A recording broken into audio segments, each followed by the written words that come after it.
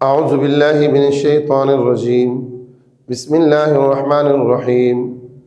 إن الله وملائكته يصلون على النبي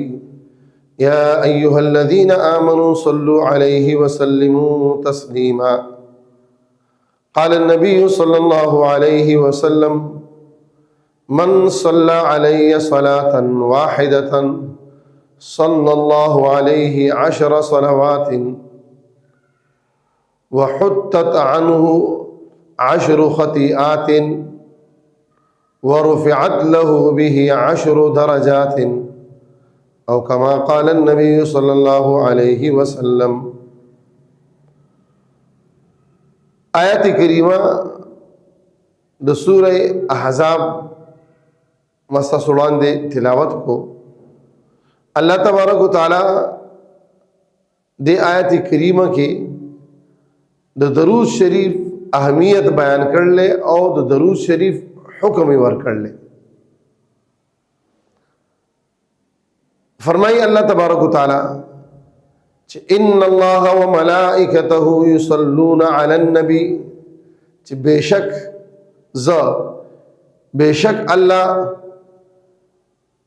اللہ پاک وہی چیز بے شک اللہ و ملائکتہ اور فرشتے دا اللہ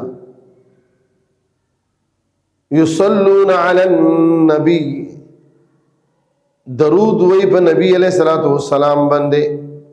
اللہ پاک رحمتنا نازلی او فرشتے آفرین وی پہ رسول اللہ صلی اللہ علیہ وسلم باندے یا ایوہ الذین آمنوا صلو علیہ وسلموا تسلیما اے ایمان والو اے مومنانو اے زانتا مومنان وی ان کو صلو علیہ وسلموا تسلیما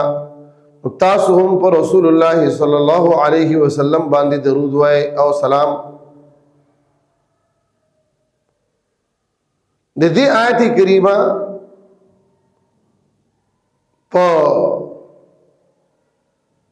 دغه کې نظر کې روشنی کې پر رسول اللہ صلی اللہ علیہ وسلم باندې په زندگی کې یو ځل درود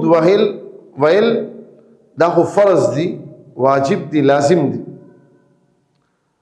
بلکہ بعض علماء خدا ہم لکھی کہ ہر مجلس چھ پاگئی کی رسول اللہ صلی اللہ علیہ وسلم نم راشی نو یوزل پر رسول اللہ صلی اللہ علیہ وسلم آغا مجلس کی درود شریف ویل واجب او لازم دی.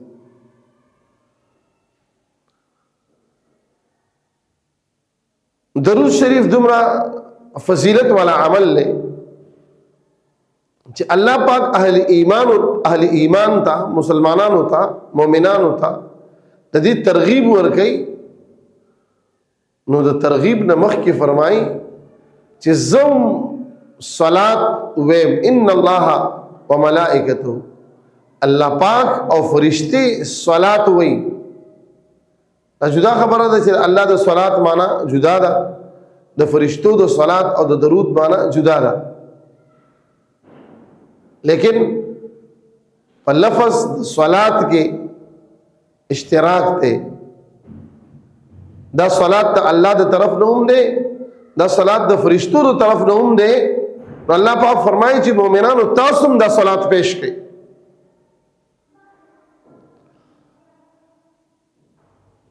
نو مومن سڑی لپکار دا مسلمان لپکار دا چھے روزوی او کد روزین علاوہ بل وخوی پر رسول اللہ صلی اللہ علیہ وسلم باندے دے درود ویلو اہتمام ساتھی. حضور صلی اللہ علیہ وسلم فرمائی چھے چاپ ما باندے یو زل درود شریف ہوئے نو اللہ پاک پاغ باندے لس رحمتون نازلی صلی اللہ علیہ 10 صلوات لس رحمتون اللہ پاک پاغ باندے نازلی اور صرف لس رحمتون نا بلکہ حتت عنہ 10 خطیئات دا دی سڑی دا نام اعمال لس گناہونا دا ختمی کی بدی سر. او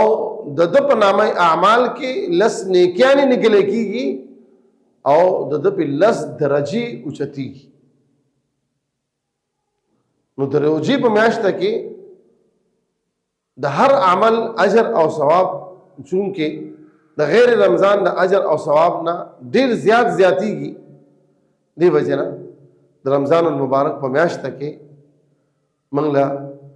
د درود شریف د ویلو اهتمام پکار دی او رسول الله صلی الله علیه وسلم ته دا هدیه چې کوم دا زمون د طرف نه رسول کیږي او موږ ته په اجر او ثواب هم ملاويږي او د رسول الله صلی الله علیه وسلم قرب په محاصلېږي، نزدېواله. ځکه چې رسول الله صلی الله علیه وسلم فرمایي ان اول الناس بي يوم القيامه اکثرهم علی صلاة. د قیامت پر ورځ باندې بعد ټولو نه نږدې سړی هغه ماته چې کوم سړی په دنیا کې په ما باندې زیات درود شریف ویلی. الله پاک دې موږ له دې توفیق راکړي. اخر دعوانا الحمدلله رب العالمین.